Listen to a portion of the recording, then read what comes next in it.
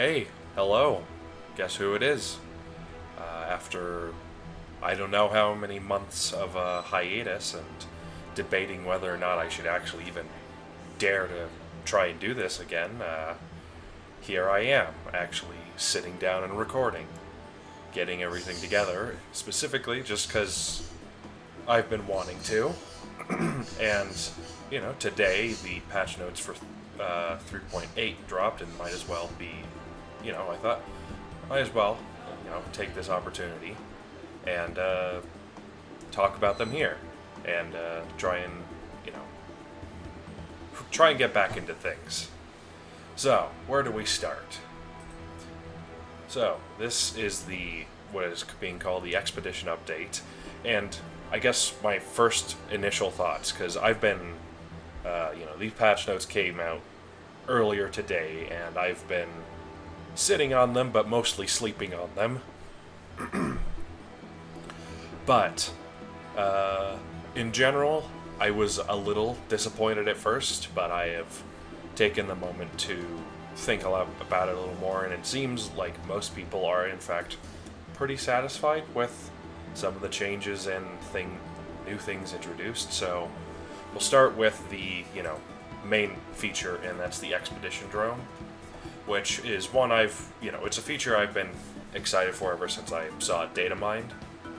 The idea, being able to send out a little drone that can do some darting for you, especially if you're someone who's on the busier end and doesn't have the time to go out and to search, especially for certain things at a certain time. This should certainly help, but especially would also certainly help with people who, who can't really go anywhere in general. So this is in general pretty cool. Like, it's the only downside is it excludes short range spawns, which is unfortunate because for me, most of the short range things I'm looking for would be the stuff I would want to have this drone dart, which are mostly the omegas like Cryolophosaurus and Geosternbergia.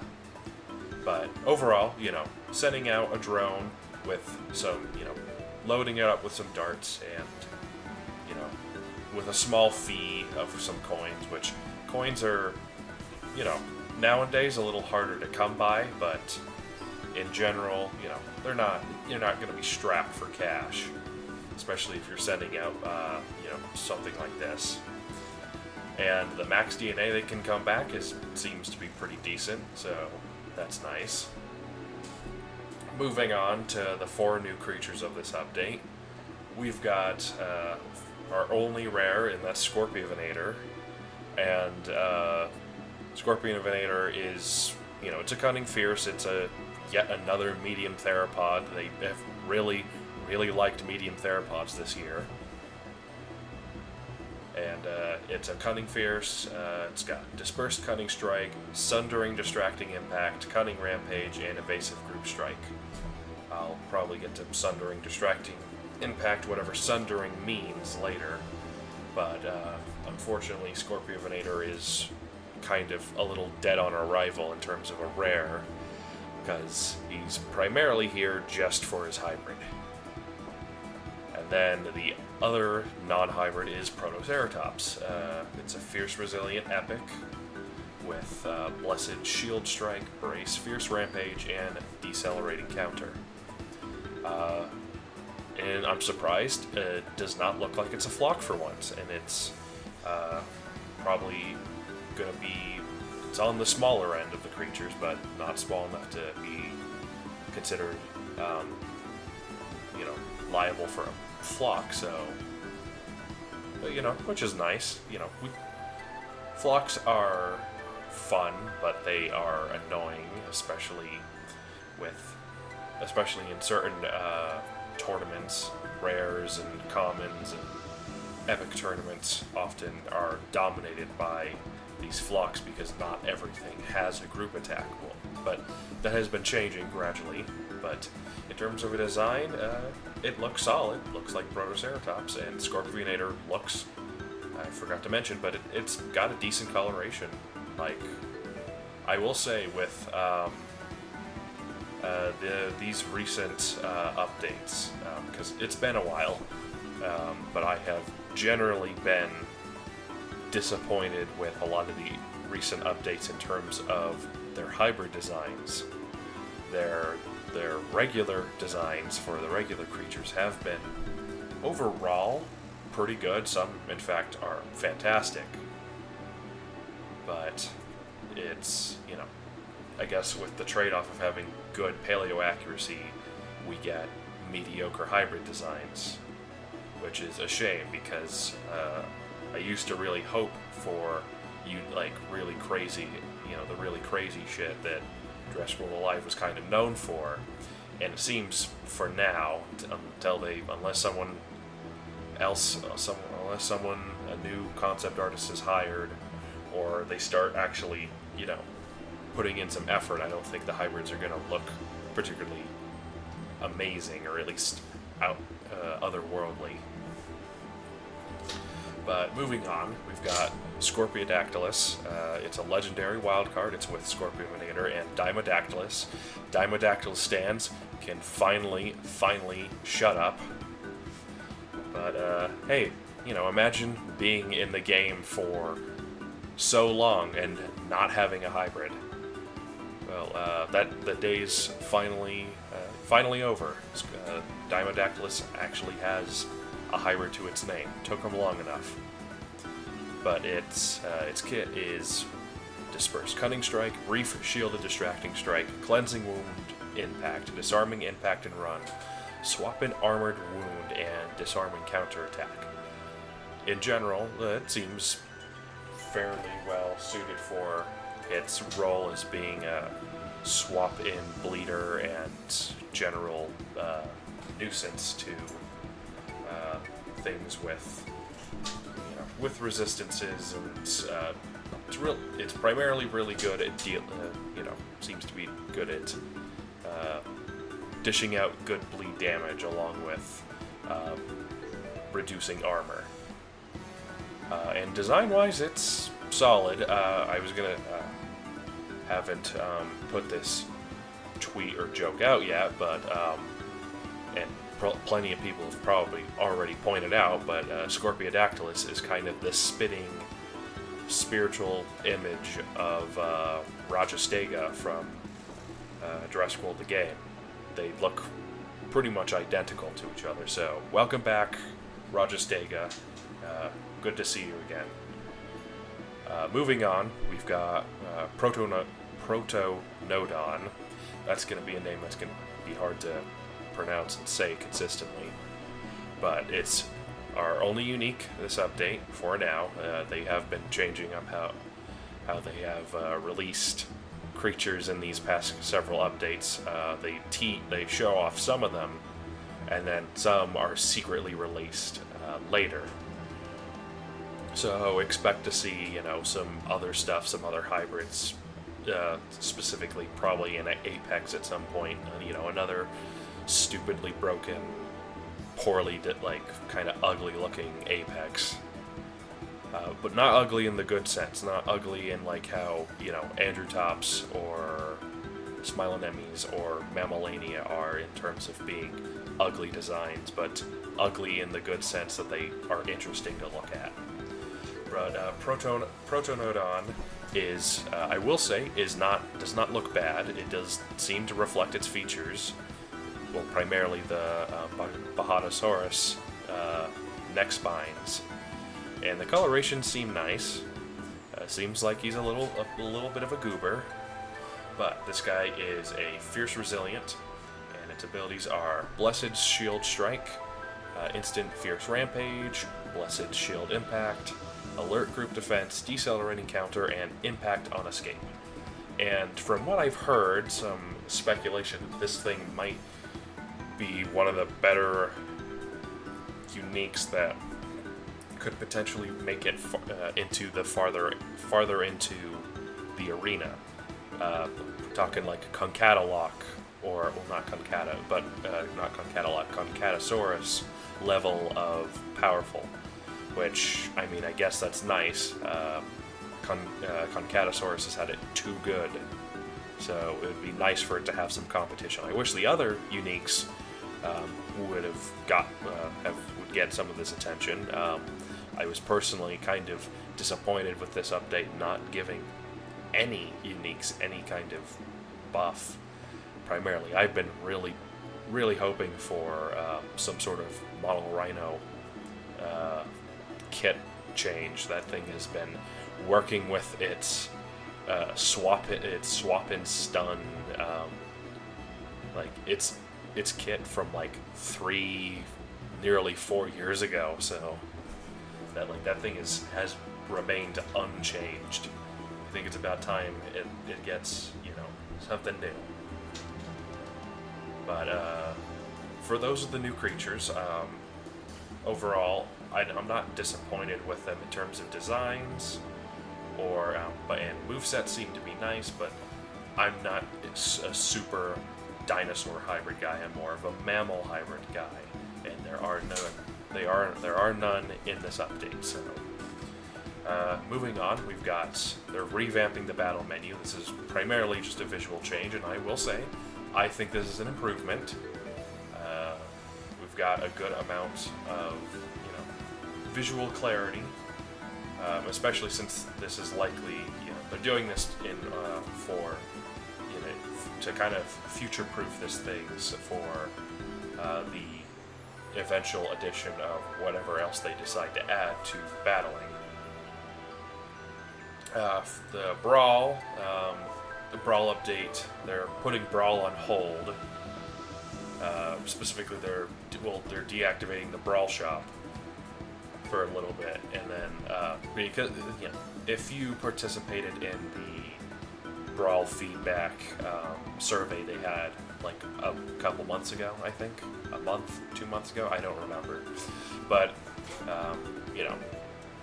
I'm hoping that they do in fact address the criticisms that Brawl is a fun game mode, but there's kind of a major issue in that you can't really play anything besides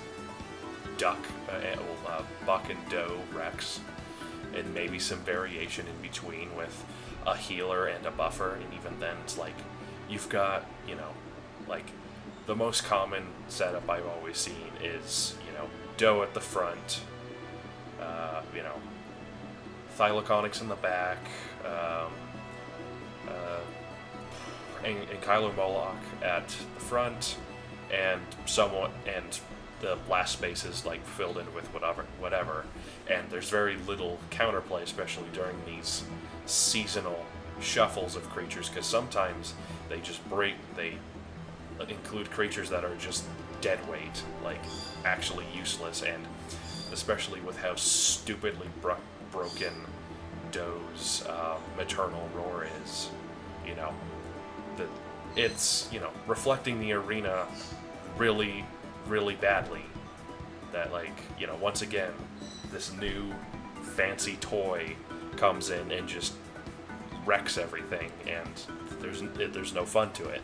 Like, I haven't played Brawl in a while, just because I do it every now and then just so I can get some catalysts, or crests, Brawl crests, whatever they're called. But yeah, I primarily do it so I can get catalysts, because I'm more interested in the regular arena than I am the Brawl arena, because at least in the regular arena, I have some flexibility with my choices and I can have fun with what I choose. In Brawl, it's so boring and infuriating because basically, for now, it's determined entirely on who has the higher level boosted Doe Rex. And I'm going to be honest, I'm not going to sink coins and boosts into a creature I don't like. So I'm hoping with with that survey coming along, and hopefully they take the criticisms that people have levied. Primarily, I'm hoping they take. I left a pretty long, wordy, like C- essay on it, but primarily about how the game mode's fun, but it's greatly limited by the fact that having such a limited pool of creatures to select from leaves very little in terms of counterplay for certain playstyles, as in, i.e., just Dorex. So, my main suggestion has been, well, one, tone down the fucking Maternal Roar. It's too strong. And second, give us a larger variety of creatures to pick from in Brawl. It should not be limited to, 11 or 12, That's... there's an entire massive roster of legendaries and epics to pick from. And the fact that, they don't allow, this format is so restricted means it's kind of, it loses its fun rather quickly. So I'm hoping with this upcoming update they address the issues. Moving forward, we've got the main bread of this update, and that's the balance changes to quite a few creatures, but most of which are regular dinosaurs and other stuff that that has been needing a leg up. But I feel that these are, I will say, for most of these regular creatures, these are ultimately kind of pointless, because in a world where Omegas exist, regular creatures just cannot compete. Regular rarities, commons, rares, epics, even the, few in between, legendary and unique non-hybrids are, can be outclassed by some Omegas. Not all. Some Omegas are, obviously, some are created more equal than others, but the big ones like Clever Girl, Fukia Raptor, Utyrannus, Syndraptor, stuff like that, which are meta dominating, they have kind of bent the meta around them just as much as these new Apexes have. So for these regular, most of these regular creatures, it's unfortunate that they are, unable to really, doesn't matter how much they change them, they're not going to be able to really make much of a difference in any format that includes Omegas. Which I genuinely think that Omegas have been probably one of the more poor decisions in Jurassic World Live's recent history. The only other one I could really name that has been a major, if we're looking at major horrible events to happen to this game in the 5-6 years it's existed, the Omegas are probably one of them. Right up there with the inclusions of the introduction of stat boosts. But this is all stuff that's here to stay, so we have to live with it. But moving on to the creatures that have been changed, we've got Forest Raucous, primarily just been given a it's been given a turn 1 attack. Raking Claws has become Raking Impact, and it's got medium darting counter, so it can actually kind of defend itself, and doesn't have to exclusively rely off of sidestep, which, I know for most commons it's pretty basic combat because they all have at the most 3 moves. But, the health increase is nice, and the speed decrease immunity is, something I kind of felt like it should have had. Well, it should have held on to. Moving on, we've got Mahatosaurus. It's just some minor changes, and I think it's, in general, not really... This is not enough to really push it anywhere. I think this is primarily just to beef up its hybrids a little bit in terms of, because if you've noticed, like, usually when they buff like a creature and it's like a hybrid's ingredients, that hybrid usually later down along the line or in that same update gets some of those attributes. So it's kind of a way for them to justify, like, hey, we wanted to give this hybrid this new set, but where are we going to pull it from? Well, what we'll do is we'll update the old creature so it has some of this, and so, But for Bahatosaurus, the Toptic Bellow is Dig In, Devastation is Group Resilient Impact, Swap and Heal is Swap and Blessing, and its new ability is Encumbering Counter. And it got a slight attack increase. Moving on, we've got Dinotherium. It got a Counter Bellow, but primarily its big changes are the buffs to its health, attack, armor, and its crit chance. In general, this is not really anything to really write home about. This is primarily for a future Dinotherium hybrid, likely Androtherium's legendary, possible, unique, maybe even part of an Apex. But even then, I'm hoping for something good. But I have been pretty disappointed with hybrid designs as of late, so I won't hold my breath. Moving on to one of the first hybrid here is Inosotherium. A hybrid I do in fact like, or at least in terms of the rares, it's certainly unique amongst them, and I felt like it was on the weaker end for it had its place, and I do use it in tournaments and stuff, and I have a level 25 one primarily so I can farm from it, but it's a creature I enjoy. But they have revamped it. It's got instant distracting strike, so it's got a lot more priority. Mutual Fury is Mutual Bloodthirst, which is basically, it's kind of insane. It's like Mutual Fury, but it's an damage increase by 100%, plus a crit chance as well. But keep in mind this also applies to your enemies, so you have to use it strategically. Group Distraction is now Instant Distraction, which, ideal. Inosotherium has such low health that I feel that having, some proper distracting moves can help it. And Revenge Impact is Distracting Revenge Blow, which is also a good addition. So overall, Inosotherium has been, has been given a decent leg up. Is this meta cornering changes? No, you might see some use for this thing.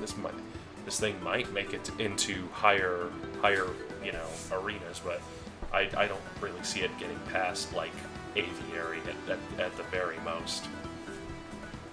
Because once you get past Aviary, things get pretty crazy. And even then, Aviary there are apexes running around that are just ravaging everything.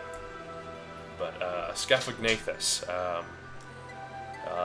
primarily a lot of decent changes. Mainly, it is no longer one of the only creatures to just have basic strike as its basic attack. We are gradually over time losing the remnants of this game's launch stuff. The basic strike and stuff is the only other one I can name a couple that have basic attacks. But it's got Minor Wounding Strike, Minor Swoop is Cleansing Swoop, Heal is now a Greater Emergency Heal, it's got Minor Wounding Counter, it's got its health buffed and its attack buffed a little bit, and it was given a swap prevention immunity.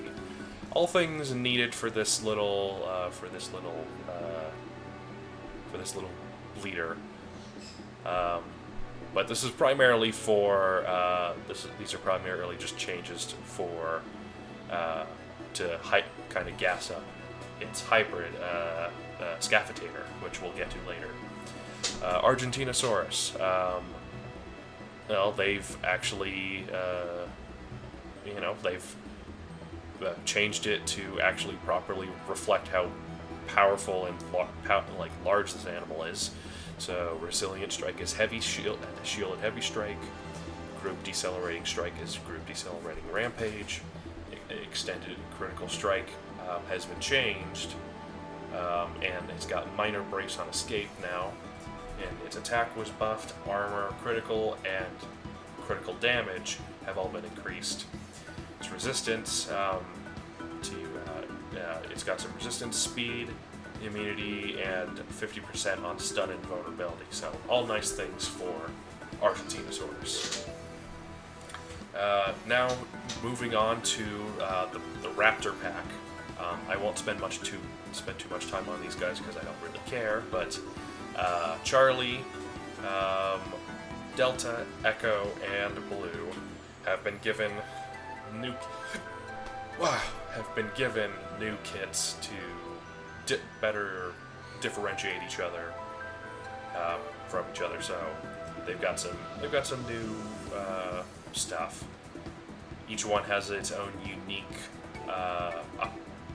pounce or whatnot. And Blue specifically has been given its own. Blue's been given a fourth ability, which you don't see with. This is currently the only epic non-hybrid that has 4 moves currently, which I guess is fitting for this franchise's golden girl, if you could call her that. But overall, I'm not super big on the Raptor packs. Like the Jurassic Park Raptors are to me, boring. Like the first movie's designs are solid, but mostly everything afterwards is kind of teeters off. Moving on, we've got Pteranodon. Pteranodon mainly has been given a leg up, some higher health, damage, and a new kit: Fierce Double Strike, Fierce Critical Impact, and Instant Impact and Run. This should really help the Pteranodon better fight in these epic tournaments, especially the Fierce Double Strike will help it deal with that Fierce Double Strike paired with its counterattack will help with dealing with the few flocks that are running around. And plus pair that with the recently buffed Swap and Ferocity means that Pteranodon here has at least a pretty decent kit. Alright, Scaffitator. This goes out to you, Scaff. Hope you're happy. I did this. It's all me. But Scaffitator got some nice additions. I still think it's struggling. I still think Scaffitator is in desperate need of a proper hybrid in order to kind of make up for its mediocrity, unfortunately. But Fierce Strike is now Group Fierce Strike. It's got Distracting Impact is now Distressing Impact, and it's got a Distracting Counter. All nice, and some health and attack increases, plus primarily an addition of quite a few nice resistances. But overall, this is probably not going to greatly affect Scaffitator in the long run. It's a little Scaffy here is far too squishy to really have any long-term staying power, unfortunately. Alright, moving on. Indominus Rex. Primarily, Indominus Rex has been given Dispersed Fierce Impact and Instant Armor Piercing Rampage. And its speed was brought up to 111. Overall, not the most game-breaking change, but this will help Indom with some of its less than ideal matchups, because Indominus has throughout most of its history has mostly relied on its cloak to be able to survive in the meta. And considering that so many things can remove cloak or bypass it or just outright ignore it, These are especially with things like Phlox. And Dom is shut down pretty hard by even like just a decently leveled Compsognathus can shut down in a Dom. So these changes should help this, but primarily people have been saying with this new instant armor-piercing rampage means Indominus Rex actually counters Rexy, which I guess is kind of fitting. Moving on, Smilocephalosaurus. Interesting that they are addressing Smilocephalosaurus's nickname of the rat, even though it wasn't that. That used to be the moniker of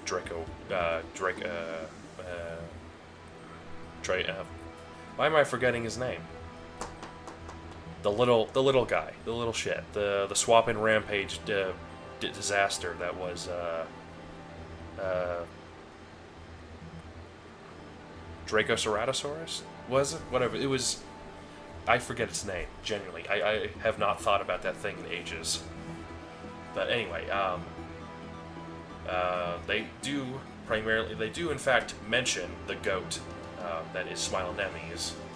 And then apparently they just have some sort of vendetta against Smilonemes because they gave Smilocephalosaurus here basically a whole new kit. But primarily is evasive decelerating strike, evasive distracting impact, and it's got counter prowl and alert swap and stun, and also critical chance resistance and swap prevention resistance. Good changes for Smilocephalosaurus. I hope some of these changes come over to Smilonemes. I wouldn't mind, come on, a counter prowl, alert swap and stun, things Nemes could greatly benefit from. Swap and stun sucks. I would like a more reliable stun, please. I don't like to gamble. I already have, this game already encourages a lot of bad behaviors. I don't want to gamble on swapping in and having my Nemes eat like a, fucking devastation or something. So, hopefully these changes to Smiloceph carry over to Nemes. Mainly that counter prowl and the alert swap and stun, those would be really nice. Could give Nemes a little bit of a leg up. I am happy for some of the recent changes. Primarily the devastate and run has been very, very nice.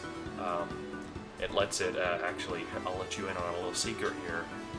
Nemes can more or less beat Saw Panthera at least a good 60% of the time. You have to be smart, obviously, but that's a way to stick it to him. But moving on, Allocynosaurus primarily has just been given a little bit more of some Sinoceratops features, but mainly it's been given Group Vitalize, which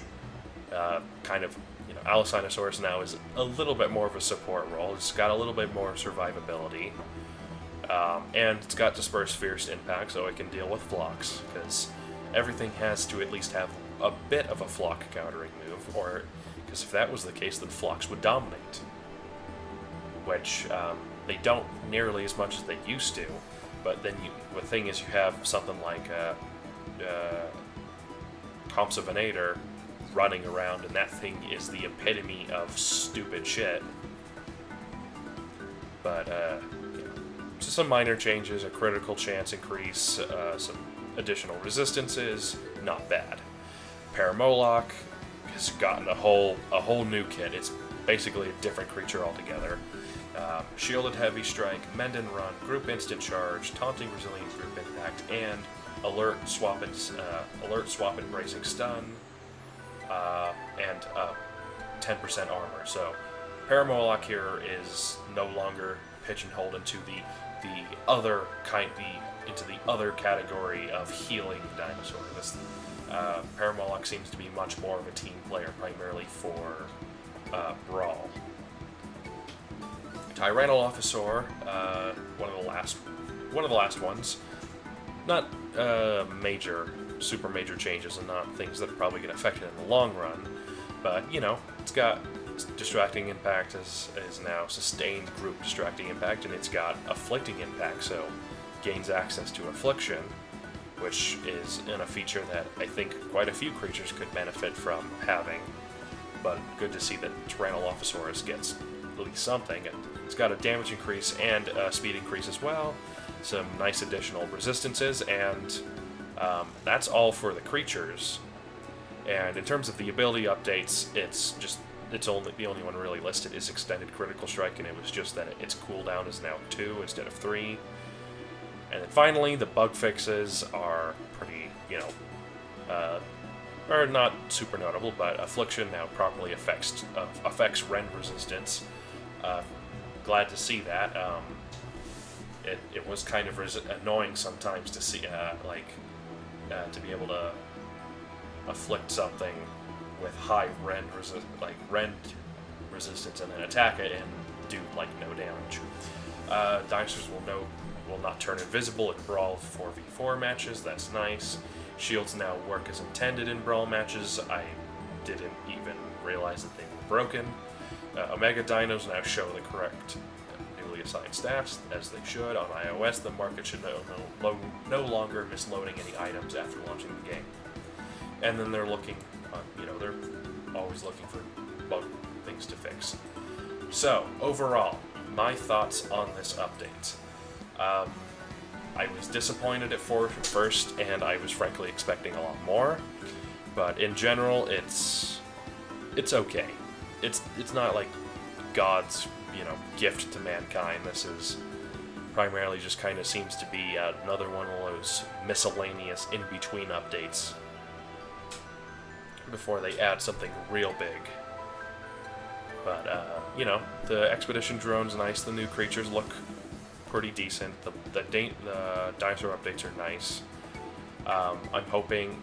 What I'm hoping for is eventually that they get around to rebalancing quite a few of these old uniques.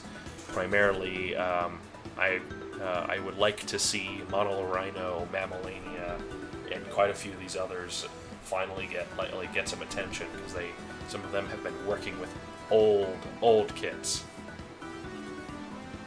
Also, maybe give some updates to some legendary hybrids, like, I don't know, Ankylosaurus. That guy's been working with a pretty, it's a decent kit, but it cannot keep up with this modern meta. But overall, not a bad update, I would say. Oh, sorry about that. Anyway. I think I've exhausted all I have to say about this. So, I've been Majunda, or whatever I was, or whoever I am. Thank you for listening, and I hope to see you around again soon. Bye-bye.